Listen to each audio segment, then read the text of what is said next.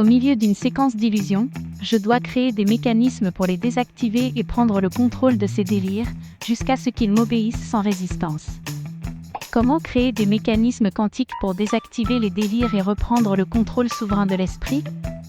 Dans l'hologramme quantique de l'existence, où chaque pensée est un univers parallèle et chaque émotion un champ gravitationnel, une bataille silencieuse surgit.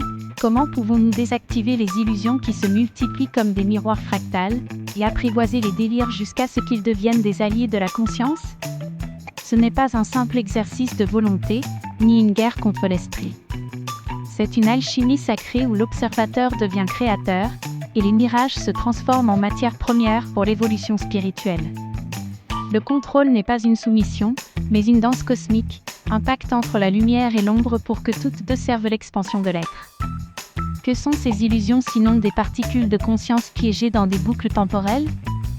Chaque illusion est un univers possible, un script écrit dans le langage quantique des peurs et des désirs. Sommes-nous prisonniers de ces projections mentales, ou des architectes capables de reprogrammer la réalité depuis le cœur même de la perception? Dans le silence entre deux pensées, lorsque le temps se replie et que l'espace se dématérialise, nous découvrons la vérité essentielle: les illusions ne sont pas des ennemis, mais des miroirs qui reflètent les limites de notre propre conscience. Pouvons-nous alors utiliser ces réflexions comme carburant pour transcender l'apparent? Dès l'instant où vous observez une illusion sans la juger, vous faites s'effondrer sa superposition quantique. L'illusion cesse d'être tout ce qui est possible et devient ce qui est choisi. Quelle réalité émergera lorsque vous déciderez d'observer vos schémas mentaux avec la froideur lumineuse d'un scientifique cosmique? Chaque fois qu'une illusion tente de détourner votre paix, rappelez-vous, vous faites partie d'un champ quantique plus vaste, où la conscience universelle pulse dans vos cellules.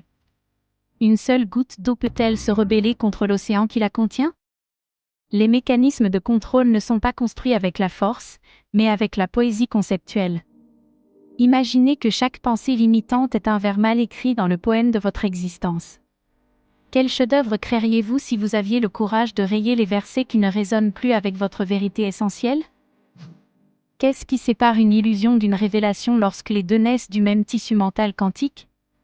Si les illusions sont des projections holographiques de la conscience, quel rôle joue le cœur dans ce théâtre dimensionnel? Est-il possible que les mécanismes de contrôle soient eux-mêmes de nouvelles illusions, plus sophistiquées et subtiles? Que se passe-t-il lorsque vous arrêtez de lutter contre les illusions et commencez à leur parler en tant que messager crypté de l'âme?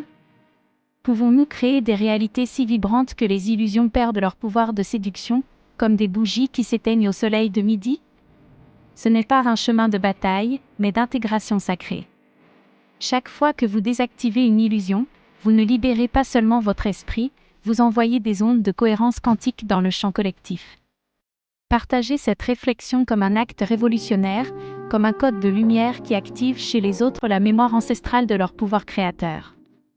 Parce qu'au moment où vos illusions vous obéissent sans résistance, vous cessez d'être un personnage dans le scénario de quelqu'un d'autre et devenez l'auteur de votre propre univers. Oserez-vous réécrire les codes sources de votre réalité? Forgez des mécanismes si lumineux que les illusions s'inclinent devant votre souveraineté, non par peur, mais par reconnaissance naturelle?